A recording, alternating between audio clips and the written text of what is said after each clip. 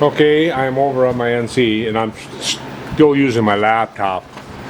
The main computer I have on my machine is still kind of acting up. And this is what we're going to be milling out. This is scale 2:1, supposedly. So, and I've dialed in, I put the part in there. And I've dialed it in. Set point is the top of this. Like I say, I've dialed it in. I've got a cutter here. It's a 3-flute regrind. It's been resharpened, and we're going to put that in there.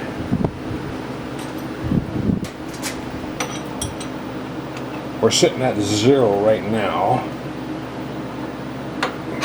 So what I'm going to do is I'm going to go incremental, and I'm going to go Z minus 1 inch. And then I'm going to re-zero my Z there. So now I can go up 1 inch, back up to where 0 really is, or 0 is, I have to change my 0 from here down 1 inch now. That's what I've done. So now, get my little height setting tool on there. And we'll crank her up.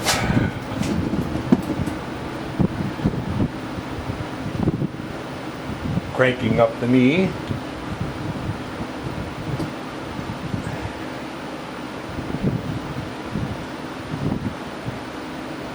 Until she touches. I double checked my head before I started when I cleaned everything up, and it's within a half a thou this way and half a thou that way, so I should be able to crank up a ways without it changing my location too much. Okay, so there is my 0 set. So we are ready to go. I'm going to show you what it's going to do one time on the graphics over here. I'll run the graphics on the, and I put a 50 thou in there, so that's, I'll run it again.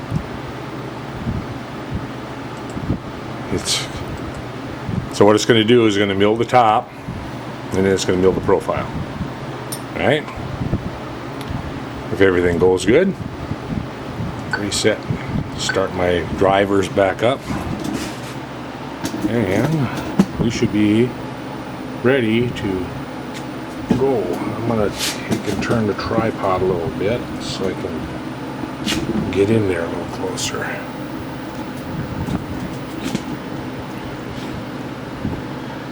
Mark it off right there. Alright.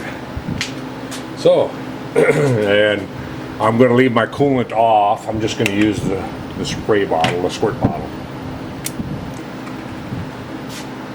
And get my spindle on.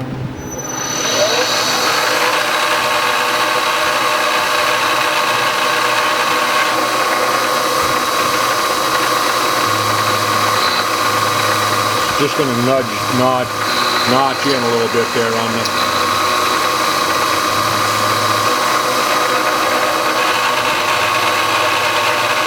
For the depth of cut we're taking, we probably don't even need coolant at all.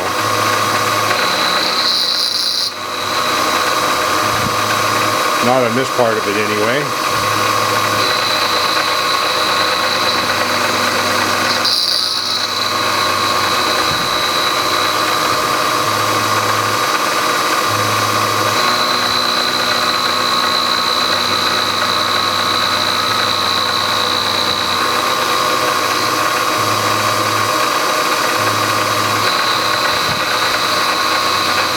It's a 3/8 flute, 0 radius.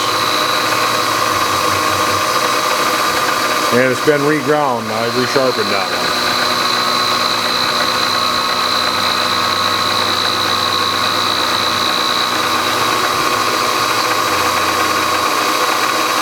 And it seems to be cutting good, so.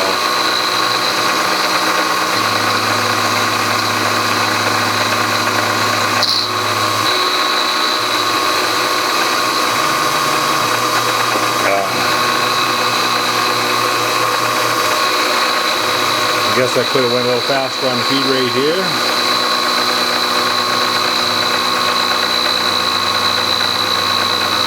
Running 1200 RPM.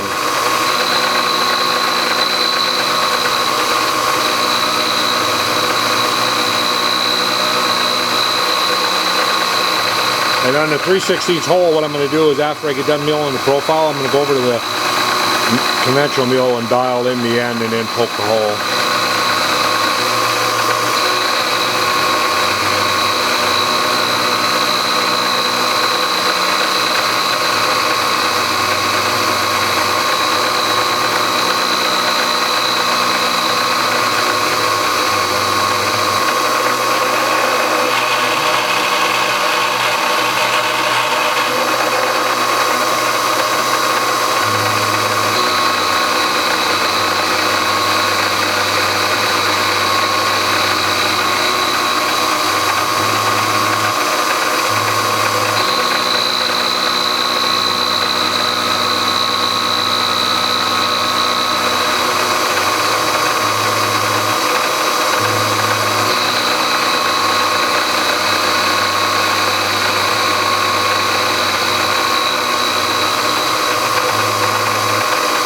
Yeah, it'll probably rub those screws, so I have to kind of watch it.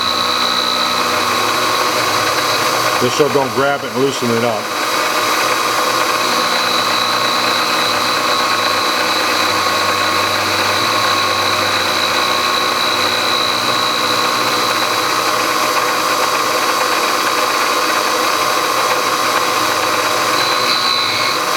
Right there, where it took the top or a part of that screw off.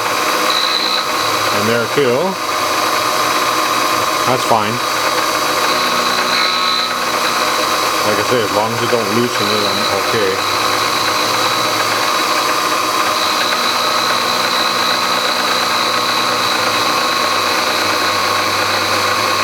I would have had to make it a lot longer in order for it to not hit the screws, either that or use a 1/4 inch cutter.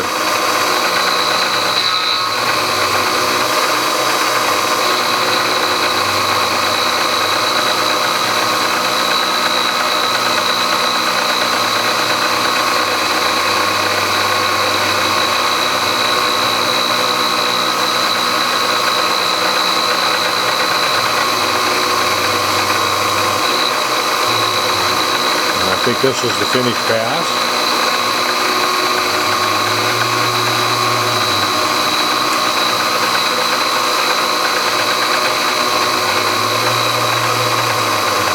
Should pick up and finish over here.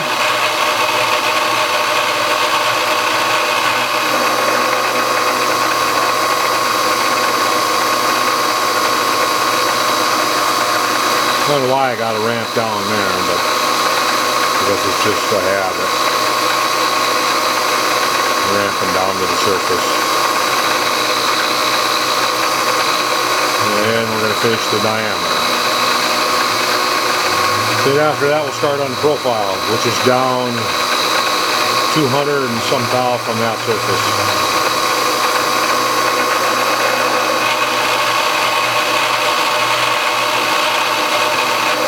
What it's doing is going to come in on a tangent point of that of the rod. Going to ramp out. Oh shoot!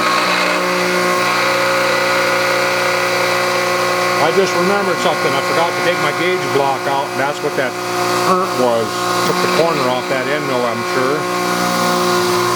I got to stop it.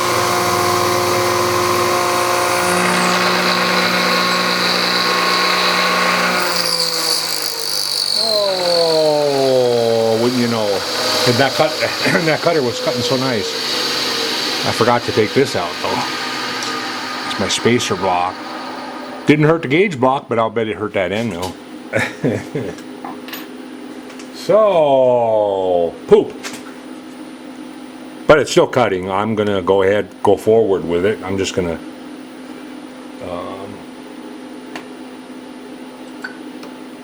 turn my servos on and get out of there, and then I'm gonna have to dry run it up to that point again. Unfortunately, on my machine, I can't start at any block.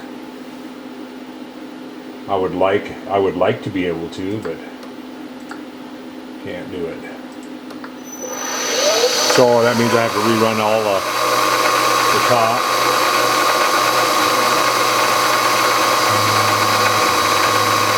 And I was just looking at my stop, and I'm going, well, I shouldn't hit that because I'm ramping in. Well, I forgot about the gauge block.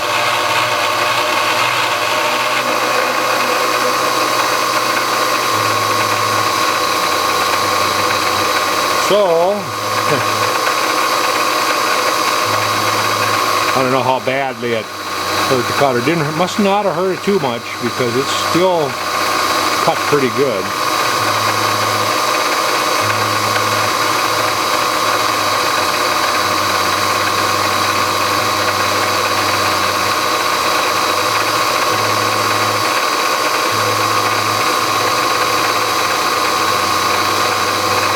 See, I should have changed batteries too on my camera. It looks like the battery's about dead.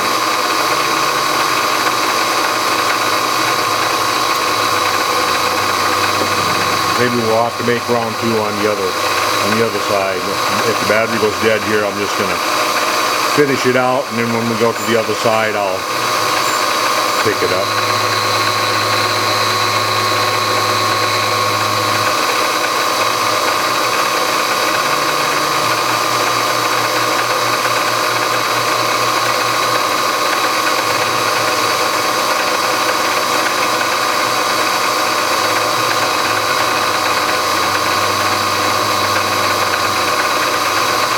Yeah, I see one little bitty tiny speck on the corner of my gauge block, and it's so small that you would think that it was just a wear mark.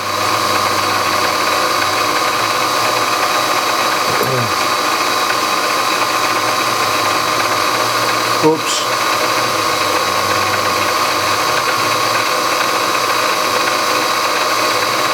Darn it, freshly resharpened three flute too.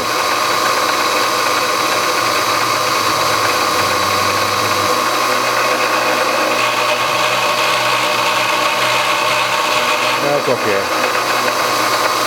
That's okay, I can sharpen it again.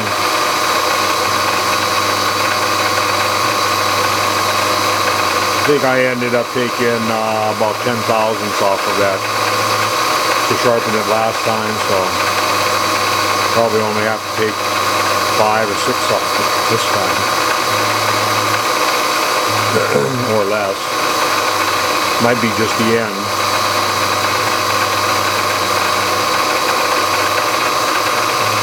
I got a few angles to sharpen too. I could set that up and do some end mills one of these days.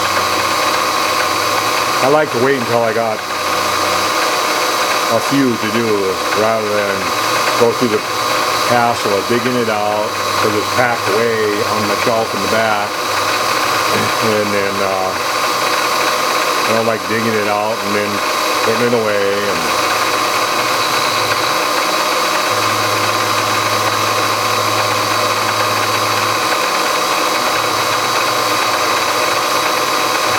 that way it's worth taking out.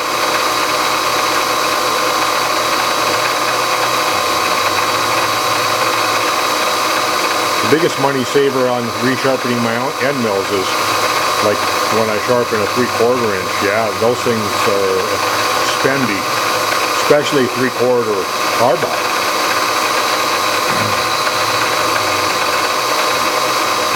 And those are actually the easiest to sharpen The bigger the end mill like that, the easier they are to sharpen up. The little ones are a little tougher.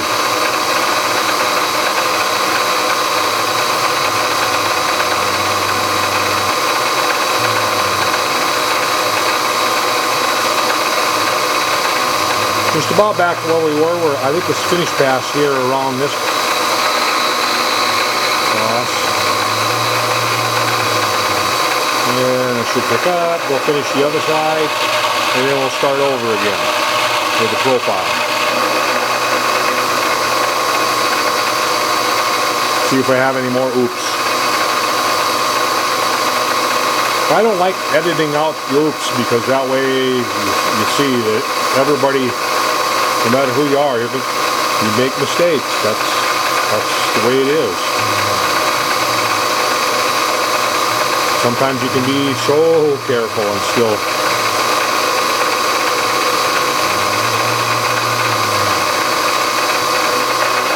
I thought I was pretty careful on this one, but apparently not.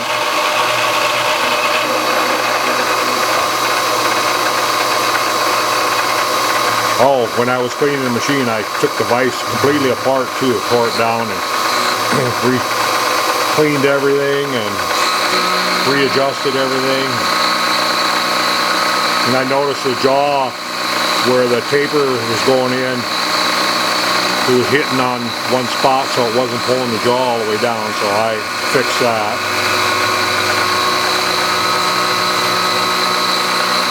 I think there's 2 passes on this. Or is there 3?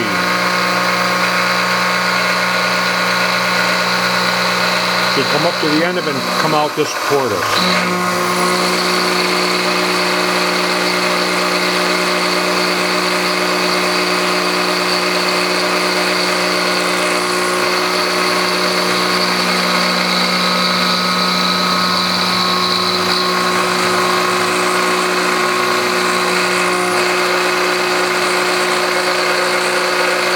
It wouldn't have needed coolant if I wouldn't have took that corner off.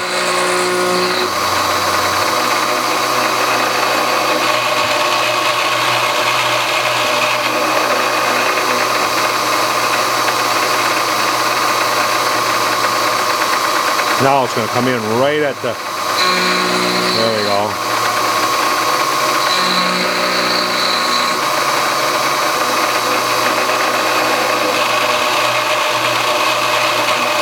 Same thing on that side. That finishes it up to this end block. Supposedly.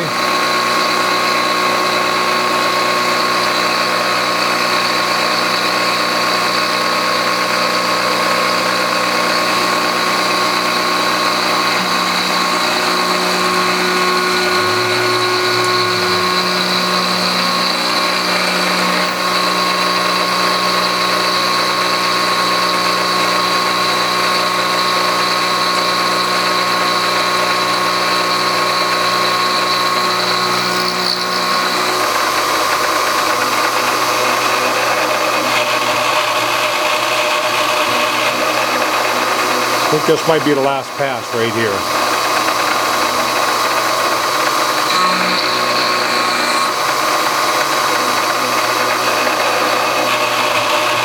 Nope.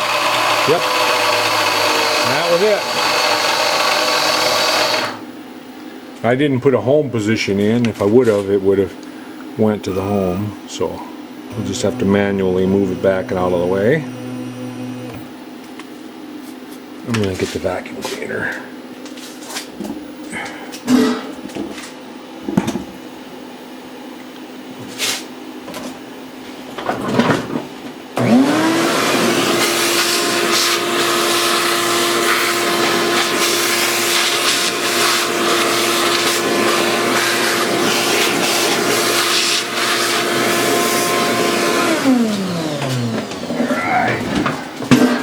Take that out of there.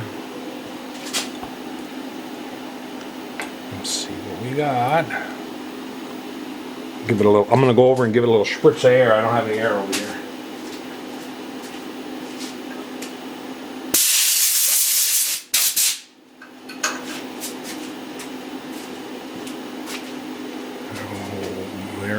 there it is.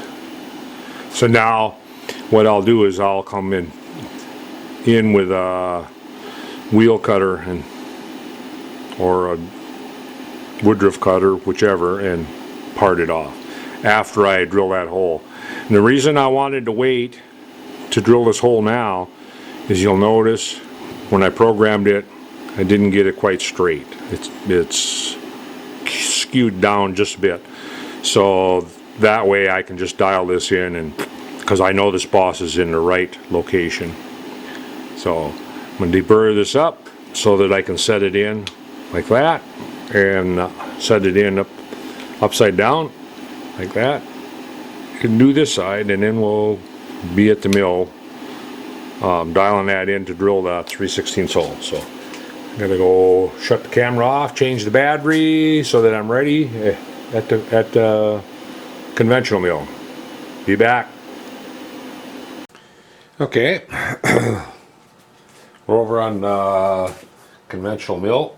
We're gonna take and load this up the same way as when we bored the hole, with the gauge block in here to hold it out away from the, and we're gonna lock it down, take the boring head out,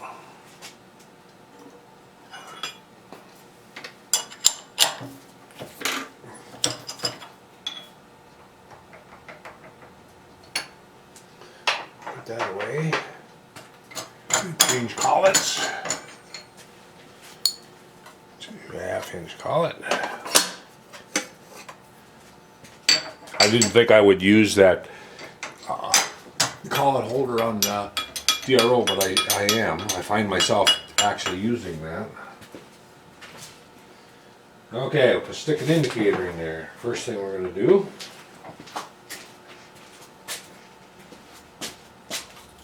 find where I put it.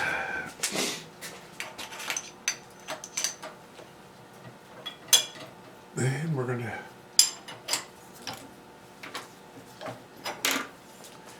to go dial that in.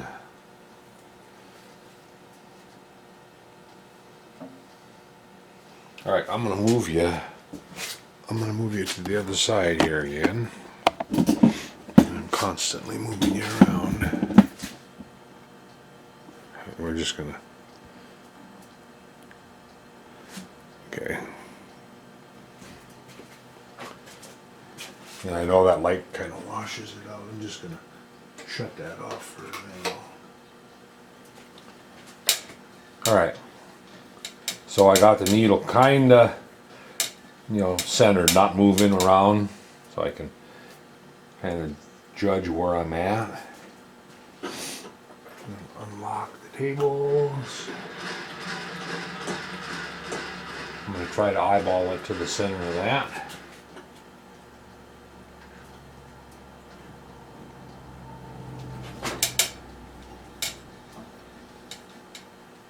In and over. Alright. So what we're going to be able to do is we're going to be able to pick up from about here to over here. We can't go all the way around, obviously. Unless I had a real small needle in there, then we could go on that step. But we're just going to go around. We're going to get 3 sides, basically. We're going to start right there.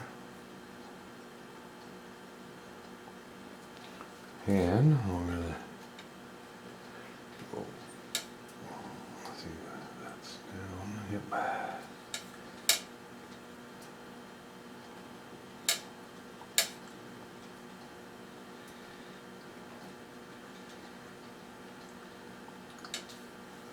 So we got to move her in about 5, 6 out. Set this on 0. Come around to the front. Now we got to get the side. We're going to set the side to 0. It's not touching. Okay. 0, 0. So we're going to call that good. I'm going to zero up my DRO and plug this back in. Because I kind of like the visual, the light down on this. So, get in, get a drill chuck. We're gonna put drill chuck in there. We're gonna center drill and drill and ream a 3/16 hole.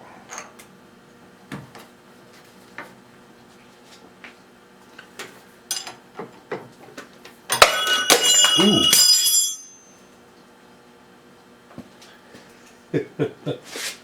You klutz. I gotta crawl under the machine to get it. Plus it knocked my remote down for the camera. Is it still recording? Yep. I got a remote here that turned the camera on and off. Alright. Get the wrench on there all the way. Alright. I need a center drill.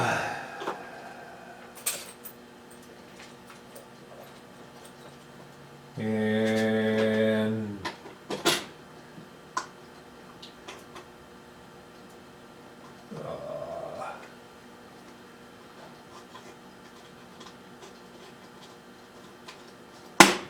172 drill. Need 3/16 reamer.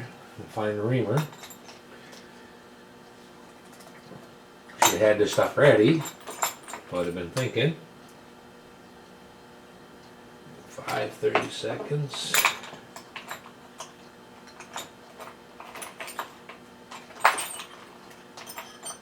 Digging through my reamers here.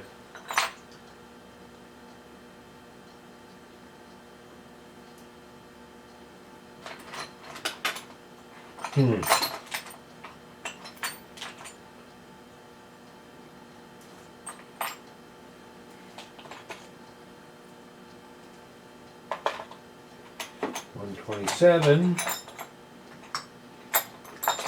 Small $187.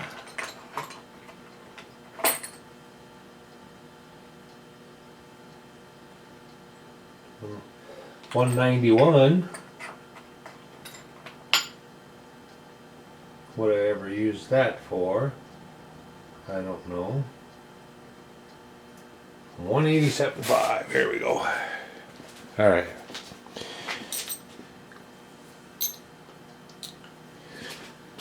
Okay, where is this? And we're not going to go all the way through. We're only going to go down, you know, for the part on this side, and then we'll go down for the part on the other side.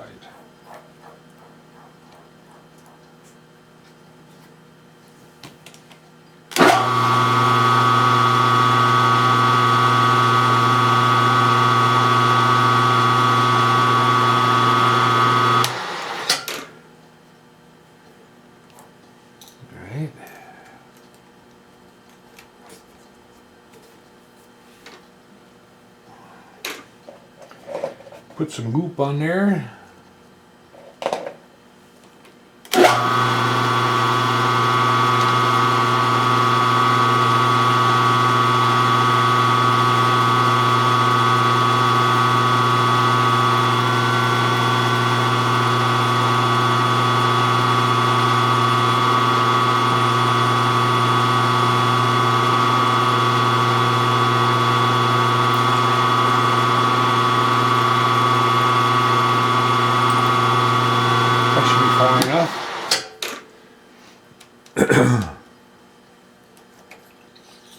Reamer in there. Switch to low. Some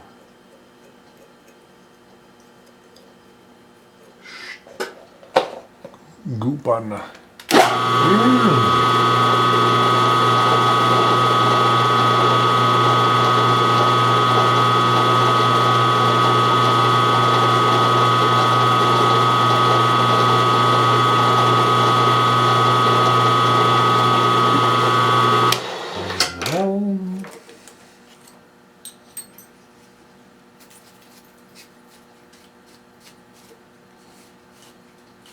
Brush the striff out of the way.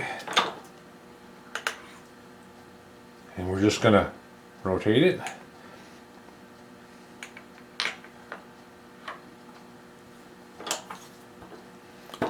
Shift to high.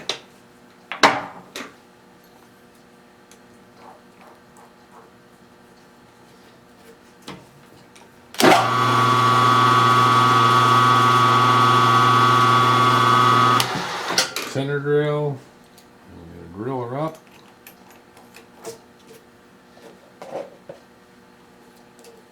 Scoop.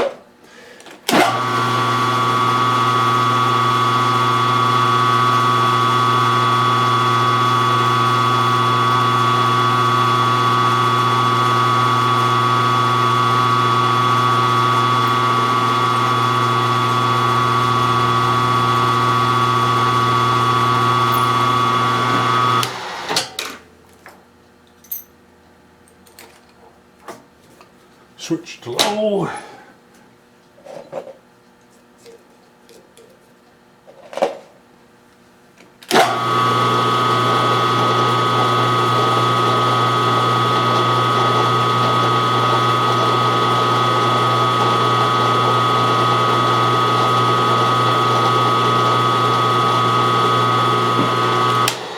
There we go. We've got the 3/16 hole taken care of. So now we'll find a cutter to come in and slice that off.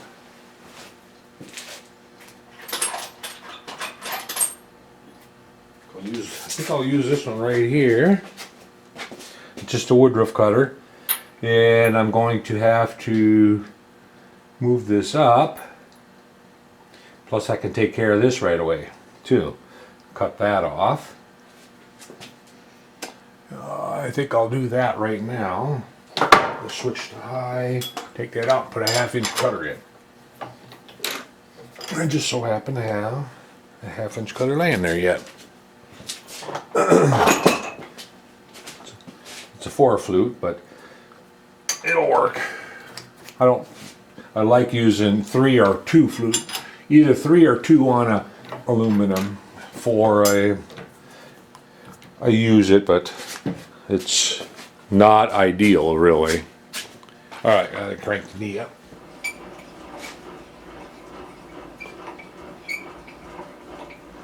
Four flute doesn't have the secondary clearance on the 4 flute. Isn't really enough to clear out the aluminum, and sometimes you'll get a weld up and heat up. It doesn't work as good as a 3. It doesn't clear the chips and stuff as good as a 3 or 2. All right.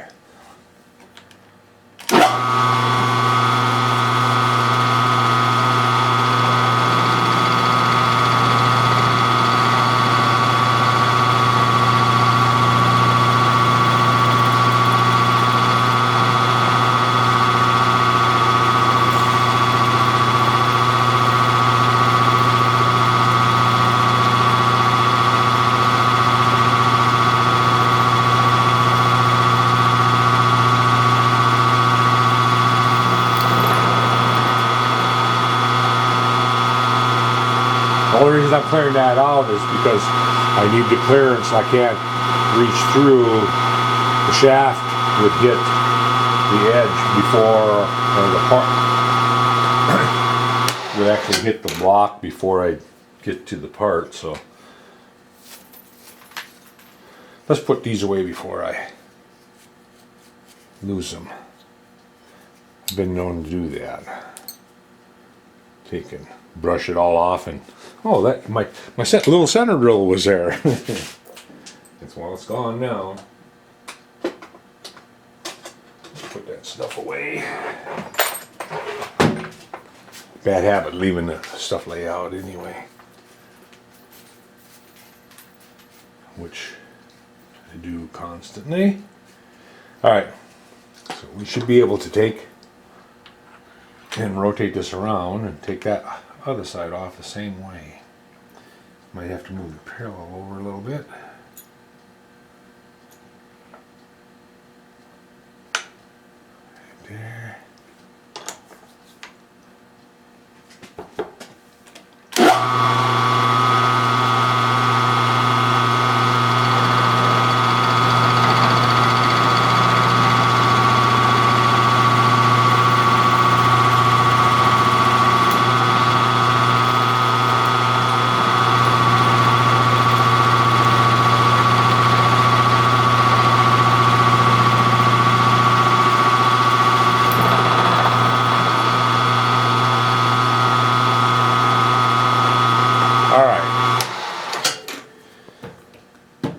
now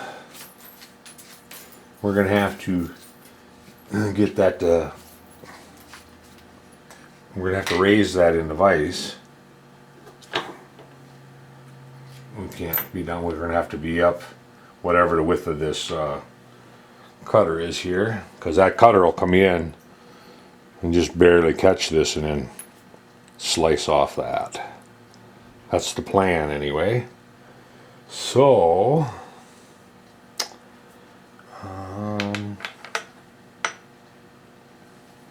this is 190, so 200 thou would be sufficient to raise this up. So I'll have to look around for a piece of 200 material block or something to raise that up.